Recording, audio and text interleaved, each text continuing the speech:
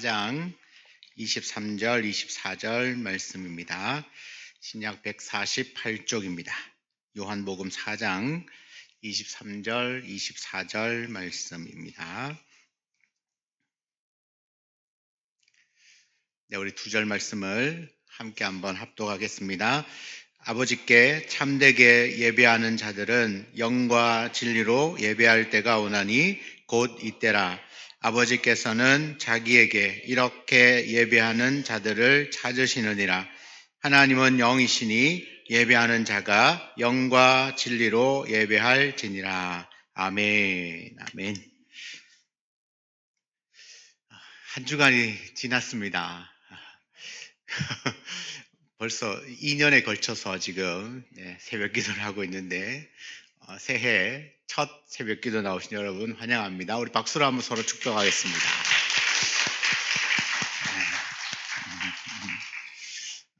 중간에 가다가 하루를 쉬면 그 다음날 나오기 진짜 어렵거든요.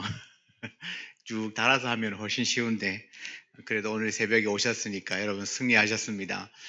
들어오실 때 출석 카드 어제 거 송구 영신예배 못 붙이신 분도 붙이시고 또 오늘 또 확인을 하셔서 나중에 카드와 또 선물을 교환하면 좋겠고요. 새로운 한 해니까 또 새로운 마음으로 기쁘게 또 시작을 하면 좋겠습니다. 이제 이번 주가 끝나고 또 다음 한 주간이 또 남아 있으니까 우리 한 주간 동안 또 열심히 새벽을 깨우고 여러분의 기도 제목을 가지고 하나님 앞에 기도하면 좋겠습니다. 나가실 때 또 여러분 격려 위해서 또 선물이 있습니다.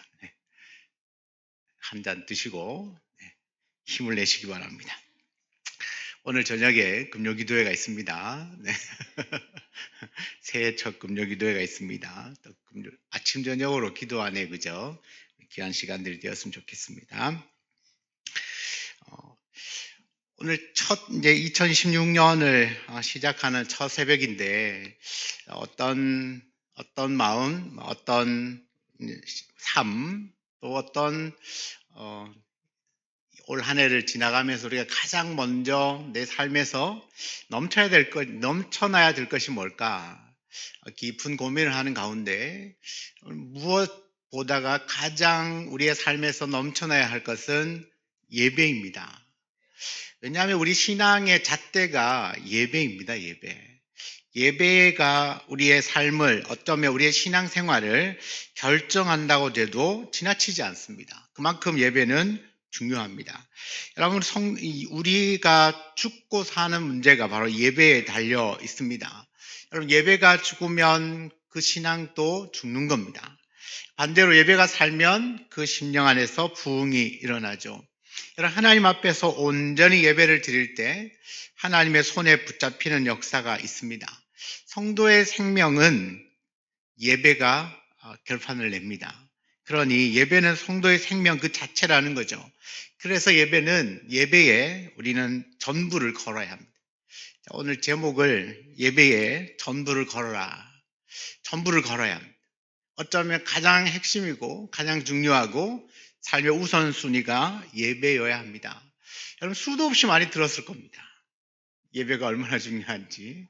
그런데 정말 나의 삶에서 예배를 가장 소중하게 여기고 이 예배가 삶의 우선순위냐고 물어봤을 때는 쉽게 답할 수 없는 분들이 많을 겁니다. 그렇기 때문에 오늘 다시 새해를 시작하는 마음에 내 삶의 첫 번째로 회복이 되고 가장 흘러넘쳐야 할 부분은 예배다. 다시 한번 마음의 각오를 하고 새해를 시작하면 좋겠습니다.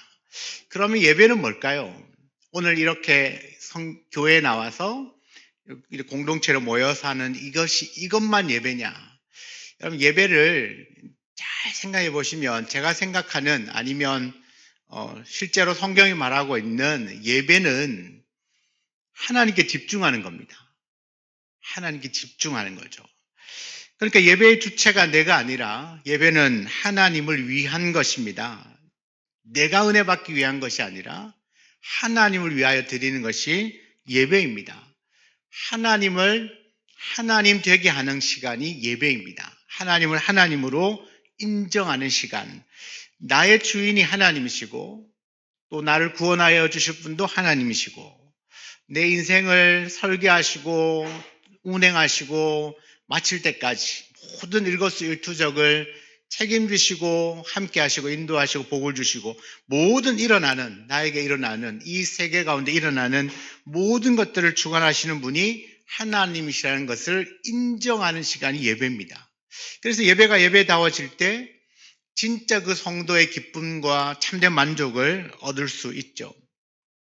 여러분, 오늘 본문에 보면 한 사마리아 여인이 등장을 하는데 어느 날 이 사마리아 여인이 우물가에 가서 물을 기르러 갔다가 그의 인생을 송두리째 바꿔놓는 아주 놀라운 사건 하나를 경험합니다.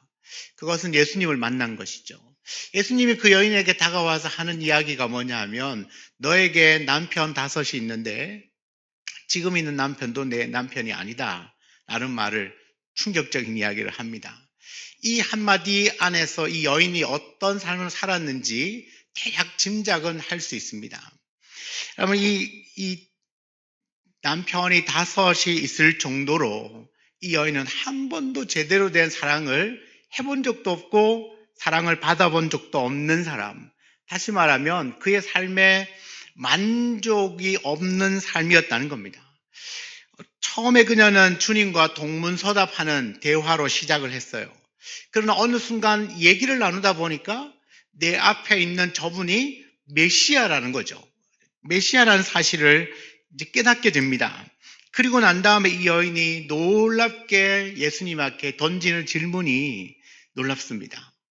어떤 질문이냐면 예배에 관한 것이었습니다. 여러분, 그녀가 처한 현실을 생각하면 대화를 나누다가 내 앞에 있는 이분이 메시아라는 사실을 알게 된 거예요. 아, 메시아구나. 자, 그러면 여러분, 이 여인이 자기의 현실을 생각하면 주님, 어떻게 하면 내가 이 삶에서 벗어날 수 있습니까? 이런 질문을 할 것 같은데 그가 예수님께 던진 첫 번째 질문은 예배에 관한 것이었습니다. 그건 정말 예상 외의 질문이었던 거죠. 어떻게 보면 이 성경탐험 4장을 읽어보면 갑자기 예배에 대한 이야기를 해요. 왜 갑자기 무슨 예배란 말인가? 그렇게 생각이 들 수도 있는데 이 여인이 예배를 궁금해했다는 것은 진짜 이 여인이 진정으로 찾고 싶었던 게 뭐냐 하면 하나님이었다는 겁니다. 이 여인이 갈급했던 이유는 진짜 진정한 사랑을 해줄 수 있는 남자를 못 만나서가 아니라 하나님을 만나지 못해서 목이 말랐던 겁니다. 그래서 이 사마리아 여인은 예수님께 묻죠. 20절입니다. 우리 조상들은 이 산에서 예배하였는데 당신들의 말은 예배할 곳이 예루살렘에 있다 하더이다. 예수님의 대답입니다. 여자여, 내 말을 믿으라. 이 산에서도 말고 예루살렘에서도 말고 너희가 아버지께 예배할 때가 이르리라. 여러분, 어디서 예배를 드려야 합니까? 이것이 이 여인의 질문이었습니다. 어디서 예배 드려야 합니까? 사람들은 이 산에서 아니면 예루살렘에서 예배할 곳이 예루살렘에 있다고 말하는데 이 사마리아 사람들은 그 예루살렘에 그리고 예루살렘에 있는 성전에 올라갈 수가 없는 신분인 거죠. 왜냐하면 여러분 잘 알잖아요. 유대인들은 사마리아 사람을 사람 취급도 하지 않습니다. 그 사마리아 동네를 돌아서 갈 정도로 대면을 해주지 않는 거죠. 그러면 어떤 사람이 그 예루살렘에 올라가서 그 예루살렘에 있는 성전에 예배를 드릴까? 당시의 사람들은 예배하면 예루살렘에 올라가고 거기에 있는 성전을 생각했다는 거죠. 그 예배를 드리는 장소가 정해져 있는 거예요. 그러면 사마리아 사람들은 아무리 예배를 하고 싶어도 예배를 드릴 수가 없는 겁니다. 지금 이 여인의 질문은 그건 거죠. 아니, 사람들은 예루살렘에 예배할 곳이 있다고 하는데 우리는 못 가지 않습니까? 그러면 우리는 어떻게 예배해야 됩니까? 그런 질문이잖아요. 어떻게 예배해야 됩니까? 근데 예수님께서 하시는 말씀이 이 산도 아니고 예루살렘도 아니다. 예배의 중요한 건 장소가 아니라는 말을 하고 있습니다. 이 말씀은 얼마나 중요한 말씀인지 몰라요. 당시 예배가 예루살렘에 있는 성전에 있는 그 성전에 올라가야만 예배를 드릴 수 있었기 때문에 그냥 쉽게 이야기하면 사마리아 사람들은 예배에서 완전 배제된 사람들이었습니다. 완전 배제된 사람들. 하고 싶어도 할 수 없는 것이 예배였다는 겁니다. 그런데 예수님이 하시는 말씀이 예배를 드리는데 이 산도 아니고 예루살렘도 아니다. 그 장소가 중요한 것이 아니다라는 말씀을 하고 있고요. 고린도전서 3장 16절에 가면 이 신약 시대 성전의 개념을 이렇게 말씀합니다. 너희는 너희가 하나님의 성전인 것과 하나님의 성령이 너희 안에 계시는 것을 알지 못하느냐. 여러분, 예수님이 말씀하시는 것이 지금 너희가 하나님의 성전이고 너희 안에 성령이 계시다라고 말씀하시는 것을, 이 말씀은 사도 바울의 말이지만 예수님이 하신 말씀의 연장선상에 있는 겁니다. 하나님의 백성인 우리 자신이 성전인 거죠. 너희가 성전이라면 우리는 어느 곳에 있든지 하나님을 예배할 수 있는 사람이 된다는 이야기입니다. 어디서든지 예배를 드리는 곳이라면 그곳이 하나님이 임재하시는 곳이 되는 거죠. 그래서 이와 관련해서 우리는 오늘 진정으로 경험해야 될 예배가 일상의 예배입니다. 일상의 예배. 어디서든지 예배가 가능하다면 삶 가운데, 내가 살아가는 삶 가운데 그 일상의 예배가 가능하다는 겁니다. 왜냐하면 내가 성전이니까 내가 있는 그곳에서 예배가 충분히 가능해진다는 겁니다. 자, 그러면 여러분, 우리가 주일이 되면, 아니면 뭐 수요일이든 어떤 정해져 있는 교회 예배 시간에만 드리는 예배로 끝난다면 여러분, 우리는 정말 예배를 모르고 사는 겁니다. 날마다 순간마다 하나님의 존전 앞에 서 있는 거죠. 언제든지 어디서든지 어떤 상황이든지 예배자의 삶이 가능하다는 것을 깨달아야 합니다. 제가 처음에 설교를 시작할 때 예배가 뭐라고 정의를 했습니까? 하나님께 집중하는 것입니다. 여러분, 우리가 가끔 운전을 하면서 이제 찬양을 듣기도 하고 말씀을 듣기도 하는데, 여러분, 찬양을 듣다가 말씀을 듣다가 하나님 주시는 큰 감동에 사로잡히기도 합니다. 그러면 어떤 분은 운전하던 차를 세우고 그 자리에서 잠깐이라도 기도하는 사람도 있습니다. 어떤 사람은 성경을 읽다가 성령 충만을 받고 그 자리에서 무릎 꿇고 기도하죠. 어떤 때는 찬양 한 곡조를 불렀는데 마음이 뜨거워지지 않습니까? 여러분, 그때 하나님이 나와 함께 하심을 확신하게 되면서 내 안에 있는 염려도 걱정도 두려움도 사라지는 것을 경험합니다. 단 몇 분만이라도 그 하나님의 영광에 사로잡히면 내 안에 있는 걱정과 염려, 근심은 한순간에 사라지고 여러분, 믿음이 불같이 일어나게 되는 것을 경험하죠. 여러분, 이런 예배의 기쁨과 감격을 일상에서 경험할 수 있어야 한다는 겁니다. 이렇게 일상의 삶 속에서, 현장 속에서 예배를 할 수 있는 사람이라야 주일 예배가 기대가 됩니다.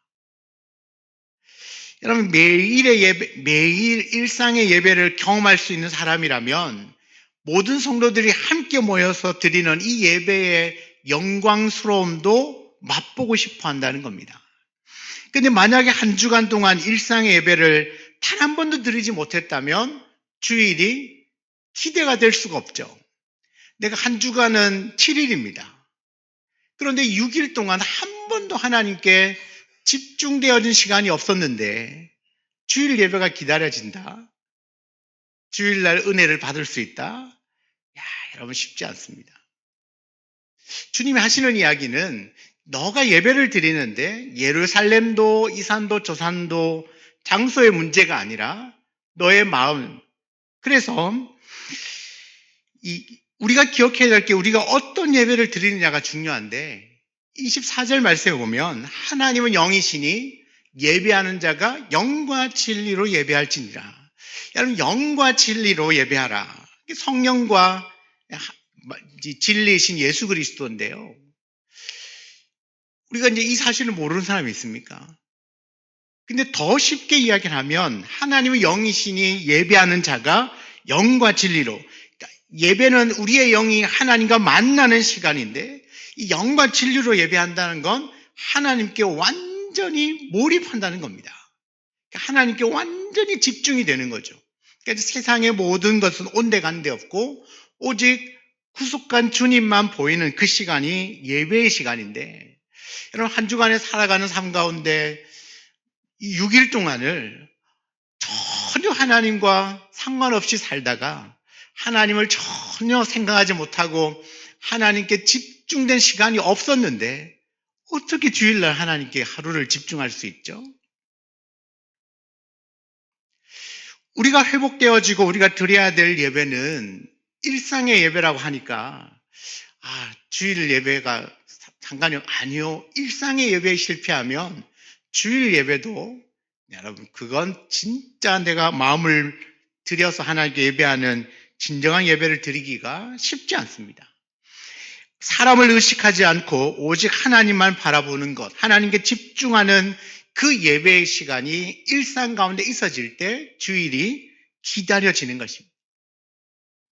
여러분, 다윗이 하나님의 법궤가 예루살렘으로 올라올 때 우리가 잘 알고 있는 것처럼 막 춤추며 찬양하면서 그 법궤가 들어오는 것을 막 반기고 환영하지 않습니까? 이 하나님의 법궤가 뭡니까? 하나님의 임재의 상징, 하나님이 여기 계시다라는 어떤 상징과도 같은 것인데, 하나님이 우리 예루살렘 성에 들어오니까 너무 기뻐서 춤추며 찬양하며 예배합니다. 많이 들어보셨겠지만 바지가 내려가는 것도 모르고 춤추고 찬양합니다. 여러분, 다윗은 왕입니다. 왕인데 하나님 앞에서는 예배자였던 겁니다. 그러니까 주변에 있는 사람들의 시선이 전혀 개의치 않습니다. 그 왕으로서의 품위, 권위, 지켜야 될 거라고 생각하는 채통 하나도 중요하지 않습니다. 오직 다윗의 마음에 집중되어 있는 것은 하나님께 집중되어 있는 겁니다. 그러니까 하나님께 집중되어 있으니까 다른 사람을 의식할 겨를이 없는 겁니다.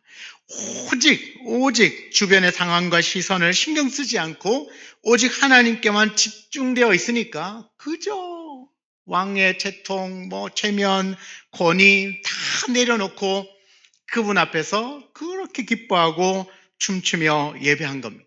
왜요? 하나님께 몰입되어 있었거든요. 하나님께 완전 집중되어 있었던 겁니다.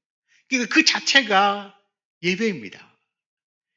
다윗이 성전에 올라가서 물론 예배도 나중에 드렸지만, 그러니까 언약궤가 들어올 때 그 춤추며 하는 그 현장이 예배의 자리인 거예요. 예배의 자리인 거죠. 예배의 자리. 그러니 이 언약궤를 딱 안치를 하고 난 다음에 그 드려지는 예배에 하나님 영광으로 받으시잖아요. 우리의 삶이 그러해야 한다는 겁니다. 매일 삶 가운데 단 몇 분만이라도 하나님께 충분히 집중되어진 시간들이 쌓이면 주일이 그렇게 기다려질 수가 없어요. 그리고 온 성도들이 함께 모여서 예배하는 그 영광스러움을 우리가 맛보고 싶어 한다는 거죠. 그래서 다윗처럼 주님 앞에서 참된 예배자가 되는 것이 올 한 해의 목표고, 우리가 그 예배를 통하여서 하나님의 그 흘러넘치는 축복, 은혜, 함께함, 모든 것들을 다 받아 누릴 수 있게 되는 것이죠. 여러분, 그래서 예배는 우리에게 주어진 가장 큰 특권이고 축복이고 절대로 빼앗길 수 없는 우리의 권리입니다. 그 어떤 위대한 일도 예배보다 앞설 수는 없습니다.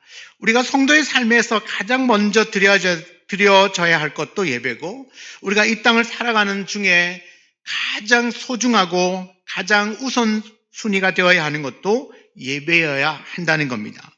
여러분, 우리의 가정 안에서, 때로는 교회 안에서, 직장에서, 삶의 터전 곳곳에서 예배가 회복되어지길 원합니다. 그래서 우리가 말씀을 보고, 때로는 기도하고, 때로는 여러분 요즘은 영상으로 얼마나 많은 말씀들이 쏟아지지 않습니까? 여러분, 그 잠깐의 말씀들, 또 잠깐 듣게 되는 찬양, 또 기도의 시간, 그 매일매일 그 짧은 시간들이 하나하나가 쌓이기 시작하면 그 짧은 시간이지만 하나님께 충분히 몰입이 될 수 있다면 여러분, 그 하루의 삶이 완전히 달라질 것입니다. 그런데 우리가 그 하나님께 집중되어진 시간을 보내지 않고는 우리가 온전한 예배를 드리기는 쉽지 않다라는 겁니다. 그래서 우리의 삶의 전부를 예배에 드려야 합니다. 여러분, 우리가 살아가는 삶이 예배자의 삶을 살아내야 하는 것이죠. 그러니까 나는 직장도 있습니다. 나는 가정생활도 합니다. 나는 이 일도 하고 저 일도 하는, 이것이 본업이 아니라 내 삶의 가장 핵심과 중심이 예배가 되고, 그 예배 이후에 내가 직장에서도 생활하고 가정도 돌보고 내가 해야 할 일을 하는 거죠. 사랑하는 여러분, 2026년이 시작됐습니다. 올 한 해 어떤 각오로 또 어떤 마음으로 한 해를 시작하기를 원하십니까? 여러분, 이 한 해는 이건 어떤 환경에 살든지, 여러분이 어떤 형편에 있든지, 여러분이 무엇을 중요하게 여기든지 모든 성도들에게 공통된 첫 번째는 예배입니다. 예배가 회복되고 특별히 일상의 예배가 회복되시기를 축복합니다.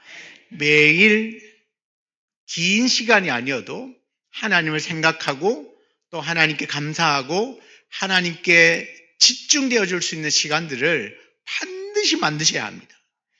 그것이 말씀을 읽는 시간이든 아니면 기도하는 시간이든 어쨌든 하나님께 집중된 시간을 만들어내지 않으면 우리의 일상의 예배가 실패가 되면 주일의 예배도 성공하기가 쉽지 않다. 그러므로 오늘 이 새벽에 오신 여러분들은 정말 일상의 예배에 반드시 성공할 수 있기를 바랍니다.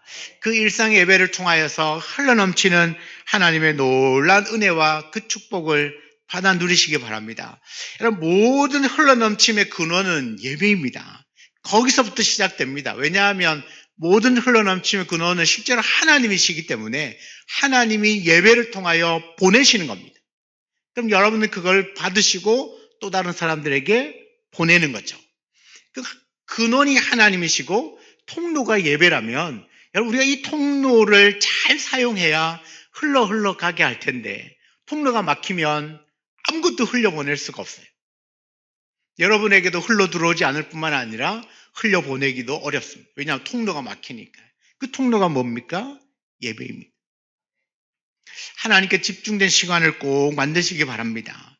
그 하나님께 집중 몰입된 시간들을 통해서 하나님께 온전히 영광을 올려드리고 하나님이 그 예배라고 하는 멋진 통로를 통하여 여러분에게 필요를 따라서 채워주시고 공급하여 주시는 그 주님의 손길을 마음껏 누리십시오.